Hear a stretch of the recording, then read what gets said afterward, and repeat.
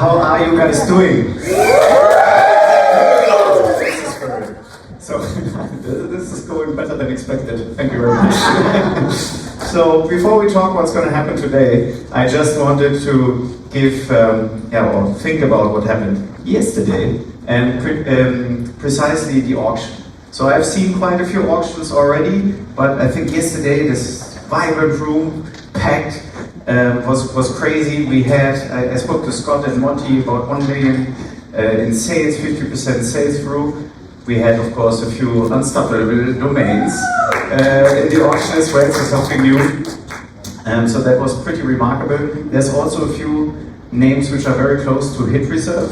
So if you continue in the continued auction, you may be lucky and get that one afterwards. So that was yesterday, but now we look into the future, particularly what's going to happen here on this stage, but in general at NamesCon, of course. So we have, after my session, we have Unstoppable being on the stage, and that's probably the reason why you're here. You didn't come for me, but for them. So that's something probably guiding you towards where the future may be of domaining industry, and it's definitely something you shouldn't be missing. We also have a very interesting panel about brandable domains. That's in the Monica stage a little bit later in the day, so that's one of my personal favorites happening. And then we have had the chance to have a personal interview with the ICANN CEO, Sally Costa. And whether you like rules and regulations or not, this is the body which we all have to deal with, and we all have to pay the ICANN fees to. So I think it's valuable for everybody to hear what she has to say. And that's going to happen at the WebPro stage, so that's in a different one. And then the last highlight, which for me personally, is an interview with Paul Mockapetris. Paul Mockapetris celebrates 40 years of DNS. He's the inventor of the DNS. And if you join the session not only to learn something, join it to say, thank you, Paul, because we would not have a job, this conference wouldn't exist, and you wouldn't have a portfolio if he didn't come out with the protocol. So that's your unique chance to meet the man behind that protocol, which changed my life, and I'm sure it also changed yours. And that is basically everything for today, which I would like to highlight. However, there's also a day tomorrow, and that's our fun day. And because I know many of you come here regularly every year, so we changed the location. We are not going to be at the Bangers, but we will be 2 blocks down the road, so you can leave your luggage here at Palon's Tex-Mex. We have a mariachi band in the Mexican style evening, so I think you will enjoy it very much. So if I don't see you today, I see you there tomorrow. And that's pretty much it already, so I think we should kick off with the actual program. I wish you a wonderful third and productive third day, and I would like to hand it over to Elizabeth, who guides you through today's program. Thank you very much. Thanks so much, Christian. We are super excited to have day 3 here on the Opus DNS stage today, and we are going to kick it off, as Christian mentioned, with Unstoppable Domains. We have the founder and CEO, Matthew Gould, who is going to be talking about bringing domains on chain. Welcome to the stage.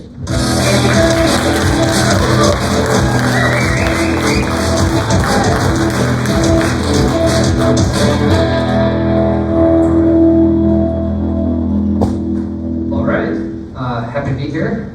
Very good to see everyone. And today we're going to be talking about bringing domain names on chain. And so this is here we go. So I'm Matthew Gould. I'm the founder and CEO of Unstoppable Domains. We were founded in 2018. We have 500 plus Web3 customers and integrations. We've done over 100 million in revenue over the past 5+ years. And we're making a big investment in Web2, ICANN, .com domain names over the next couple of years, because we think that there's a lot of opportunity here to leverage DNS infrastructure to solve a lot of consumer problems.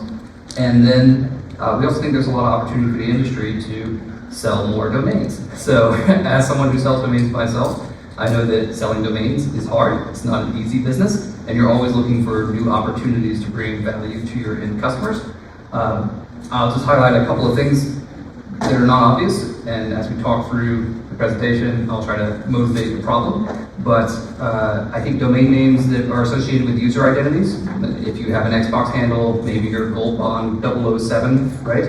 You might want to be goldbond007.com on the internet. And maybe you are someone who uses crypto, so you have a crypto wallet in your pocket, and you want to make it easier to receive cryptocurrency and interact with blockchains. If we can put domain names on chain, these types of use cases will be something that registrars can help address for customers, and they'll have new products to sell. So I think before we get into the opportunities for the domain name industry, we have to address the problems a little bit. And this is one of those funny things that's just been the case on the internet for 25 plus years, and it's actually getting worse. So you go online, you really don't know who you're talking to or who you're interacting with. There's the amount of fraud and scams online is actually growing every year. There's a huge emphasis here at ICANN on security and trying to prevent this type of behavior. And it's even worse is that as we have better and better software and AI tools, it will be easier and easier to create tools to confuse users and defraud them of all sorts of things. Like my dad, for instance, has personally been tricked by online phishing. And I'm sure that everyone here knows at least one person in their life who has experienced that.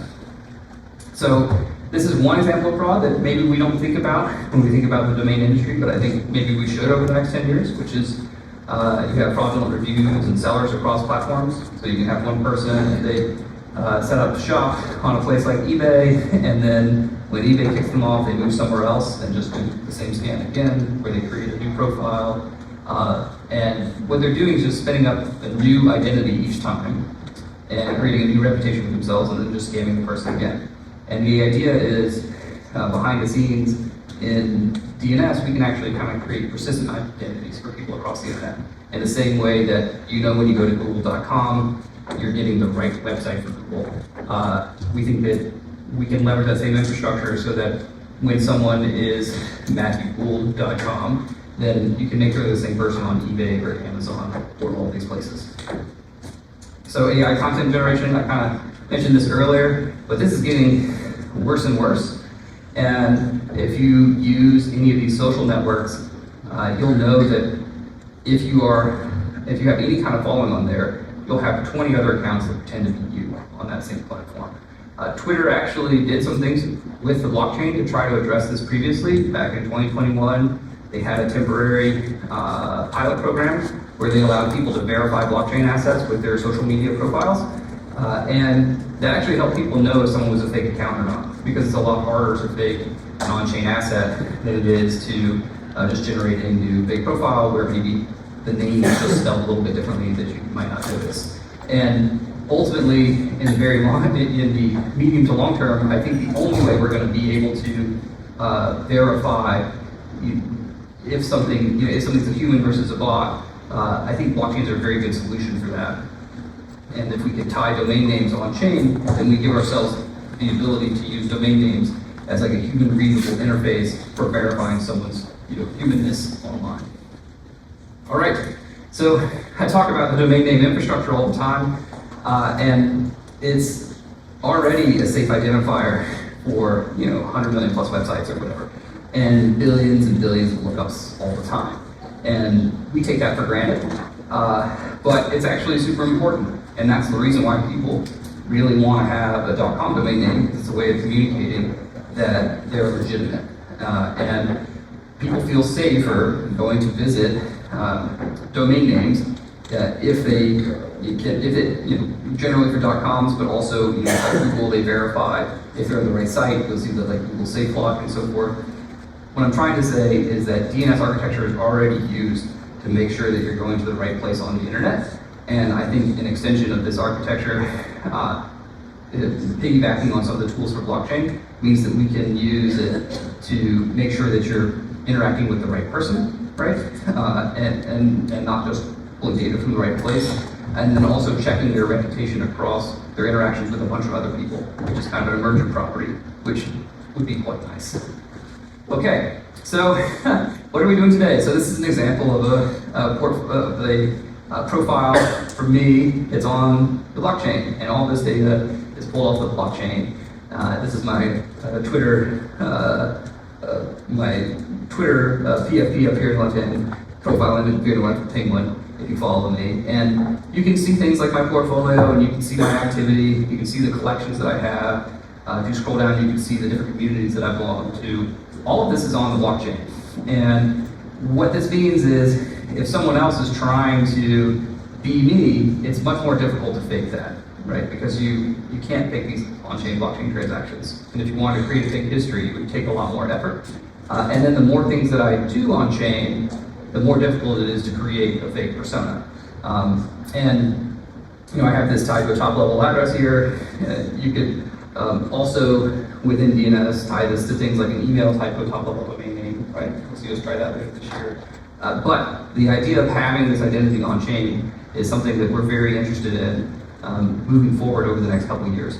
One of the things I also want to point out here is we have a safety score on the left-hand side, and when I talk to others in the space, like brands, for instance, I say, you care a lot about safety for domain names. You want to protect domain names across all different places because you don't want someone to set up a fake website. And how dangerous it is for someone to set up a fake wallet, right? And try to scam your customers by pretending to be a fake wallet where they can send money. This is already happening to people in the cryptocurrency space who are influencers. So there's a famous guy in our industry, his name's Ansem, and you can find him on Twitter, and someone pretended to be him and tricked people into sending $50,000 to his address, right?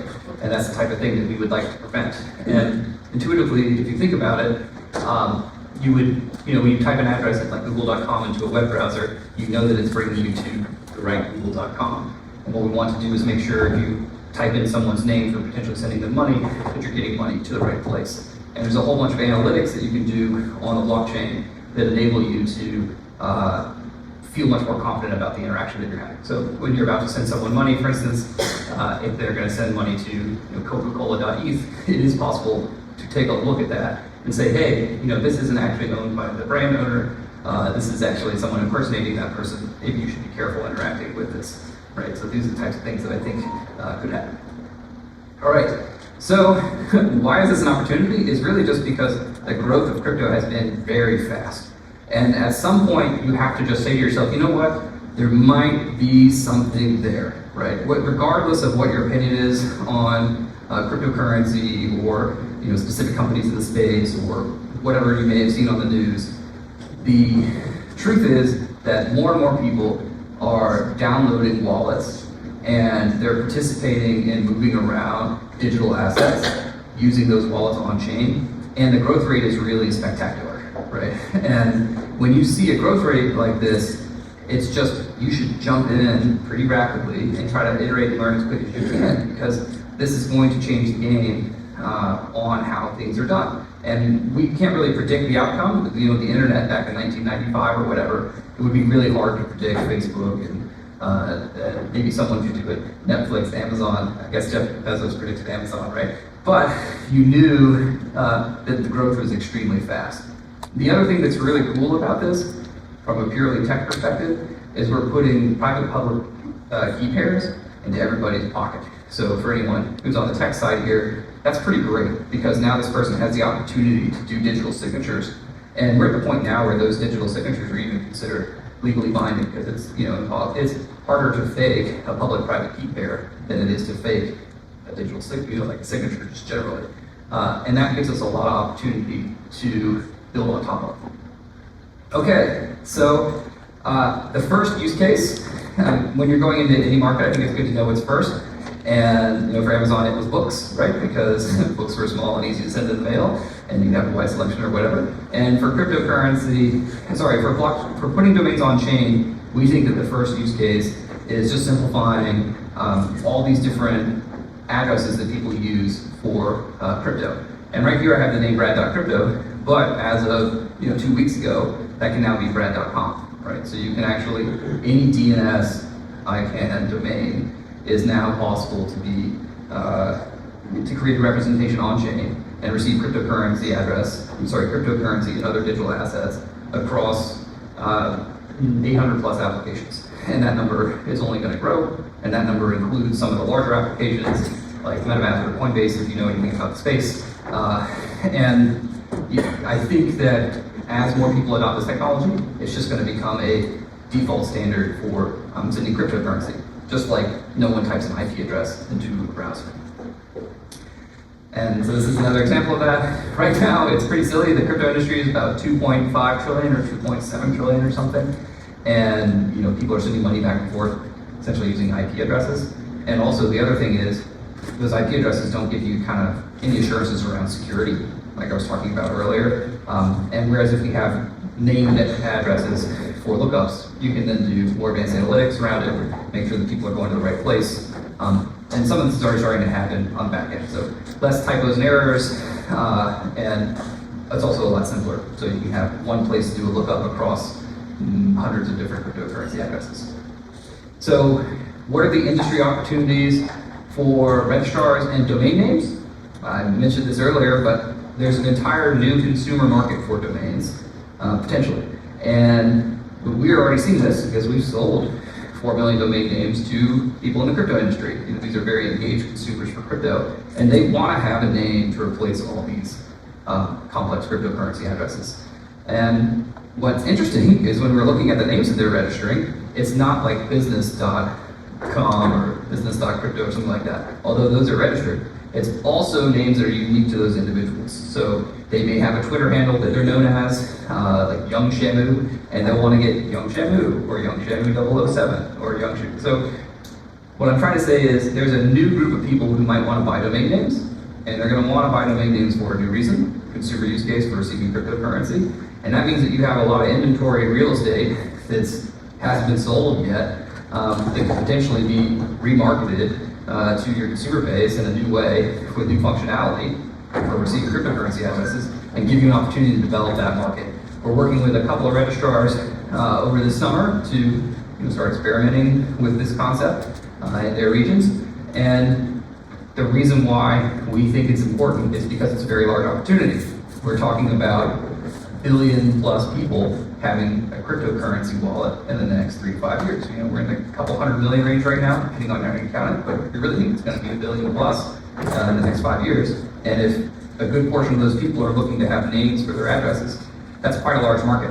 And there's a lot of market education around that too. And I know as a registrar that you spend a lot of effort trying to teach people about the uses of domains. And that's going to have to be done.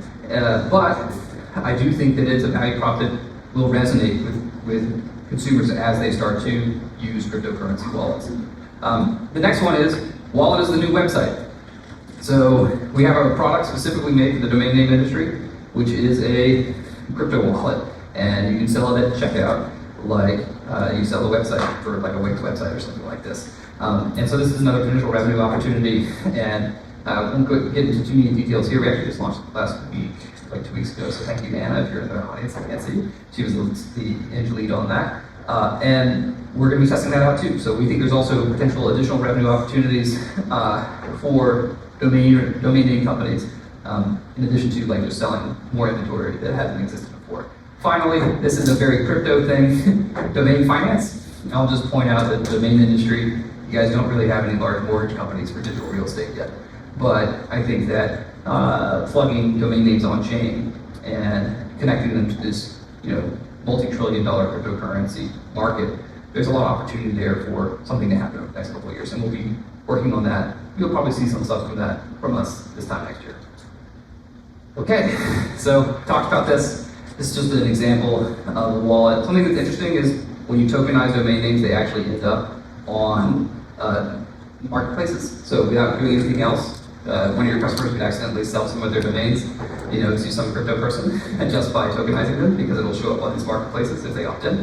And that's kind of a nice thing about blockchains, is that anyone can look up the information.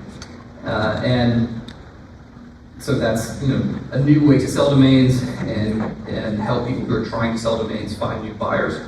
So if you own like cryptoexchange.com, I think that it might be a very good idea to put your domain name on chain so that it will show up in these online marketplaces where you might be able to find a buyer who's very interested in paying top dollar for crypto-related domain names. The wallet product that we talked about, we do that as a SaaS product for users that has backup and recovery options. domain people don't want to know how a crypto wallet works or how to back this up, right? So we built a product that solves that. Cool. All right. And all of this is available via our API, right? And so we're really viewing ourselves as an infrastructure provider for the domain name industry. We want to make it super easy for you to take your business and then offer value propositions for putting domain names on chain for your customers. And so please take a look at us. If you haven't seen us before on supplements.com, scroll through our developer docs, get in touch. We want to make this so you don't have to know anything about the blockchain. So hit the REST API endpoint, right? We take care of the rest. That's how we build this thing from the ground up. Cool. All right. So a little rush there at the end, but I think we got there. I have time for maybe one question before I jump up there. Anyone got one for me?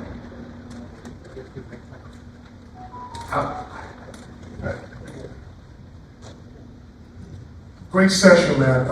What has been the biggest challenge in what you're pursuing so far? Honestly, I think it's pretty straightforward. And really it's just about spending the time here with the industry, getting to know people, talking about the opportunity, testing it out in the market, and just putting the time in to figure out what works with customers. So, educating consumers about this opportunity, I guess, and that's going to take several iterations to get people to understand, like, oh, I can use my domain name for cryptocurrency, and that's something that I should do. So I think that's probably the biggest challenge, not just for ourselves as domains, but for the industry. And if we get that right, we're talking about bringing in potentially several hundred billion more registrations to the domain name industry, which would be good for everybody. So, cool. All right, thanks, guys.